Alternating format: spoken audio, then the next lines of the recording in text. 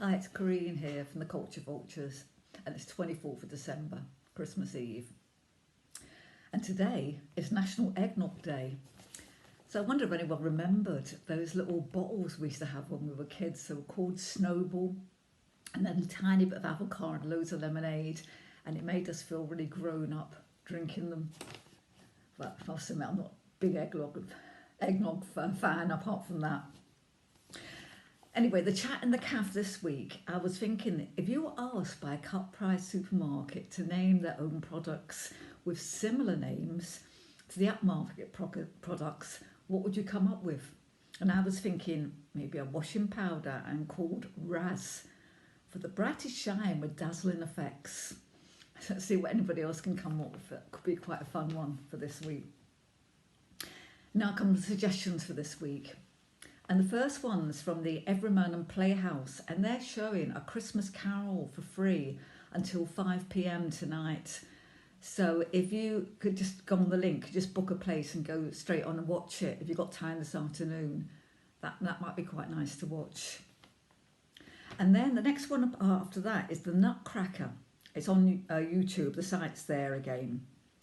And it's presented by the New Platts Ballet Theatre. And it's presenting a classical holiday event with many regional artists together to create a beautiful production. There's dancers, designers, technicians have all contributed, and it's an absolute visual delight. And you come along and see Mary, her name is, and she dreams of a fierce battle between giant mice and toy soldiers, followed by a magical journey through the land of snow to the kingdom of sweets. So that might be quite entertaining.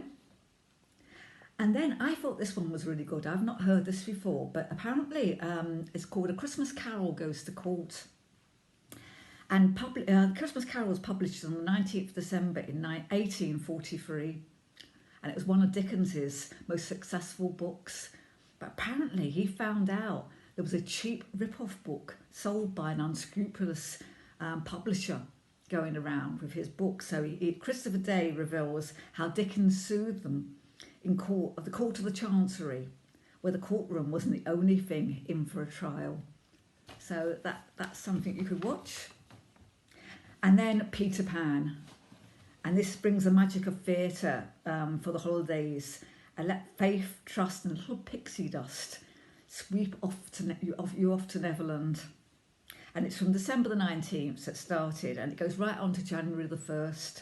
And it's for audiences of all ages and all from all around the world. And you can enjoy free access to this newly remastered 80-minute feature film. And it's you sail away on a high-flying journey with Peter, Wendy, John and Michael to the enchanted world of Neverland. But beware of Captain Hook and his ticking crocodile. And it's filmed by multiple cameras in front of a live audience, and you can join in front of house on your couch. So there's the link there to have a look at that if you want to see that. So could be something interesting to watch. And then I found something. It's Marvel they've got their first Muslim superhero. And it's comic book fans have found something to celebrate in September after the upheaval this year. And Marvel Studios have announced the casting of their first on-screen Muslim superhero called Kamala Khan.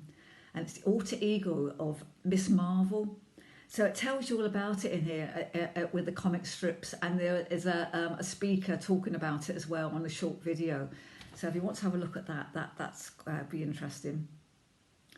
And also, the New Crescent Society founder, Imhad Ahmed, explains how he and the Royal Observatory have joined forces to highlight links between Islam and astronomy.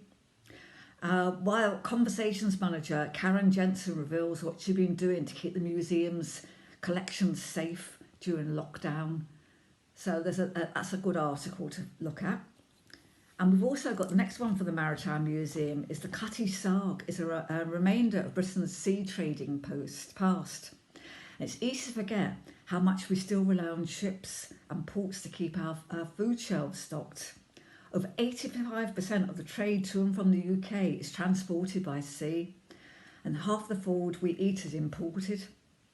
So this is a history of the crucial maritime connection and what's happening to keep those supply open today. So that's from the Maritime Museum as well. And then also there's the 50th anniversary of Apollo 13, and the Royal Museum at Greenwich invites you to an adventure like no other. And it's from deep sea to deep space via some of the most epic voyages in the maritime history. Find out what it's like to venture into the extreme environments and what we have learned to thanks for those remarkable human endeavours. Links there again for that one. And then we go on to an introduction to stargazing, and it's from a company called Restless. And it's when you gaze starward in the evening and sight a bright star, or notice the majesty of the new moon, you're witnessing a performance that have captured the imaginations of generations and entire civilizations throughout history. Simply by looking, you're engaging with the universe, and with a little more know-how and insight into astronomy, you can make engagement more satisfying. So it's just a few pointers, and it makes the world difference to turn a casual glance upwards into a rewarding experience with the heavens above. So all the links there. So that's something, I think I'll be having a look at that. And then I found also that on the 26th of December, there's a celebration of Zoroastrianism. I think I've got the name right. And it's one of the world's oldest continuously practiced religions. It's multifaceted, centred on the dualistic cosmology of good and evil, and predicting the ultimate conquest of evil in elements of Hinduism, I think it says, and monoism. And it's sometimes called the official religion of the ancient Persia. And this teachings are older than Buddhism, older than Judaism, far older than Christianity or Islam. And it's thought to have arisen in the late second millennium of BCE. So it's something I've not heard of again. It's something might be interesting. And then you can join in with this mindful art session. I thought this sounded lovely. And where you have the freedom support to unwind and get creative. If a series of guided drawing activities with Poo Lee. And it's a warm-up exercise. You'll get the opportunity to practice mark making before turning a simple scribble into something beautiful using line colours and creativity. Get inspired by the most beautiful visitors centre in their garden. This is at the Ricefield Arts Centre in Scotland. And art is a way of relaxation and reduction of stress. And above all, it's good fun.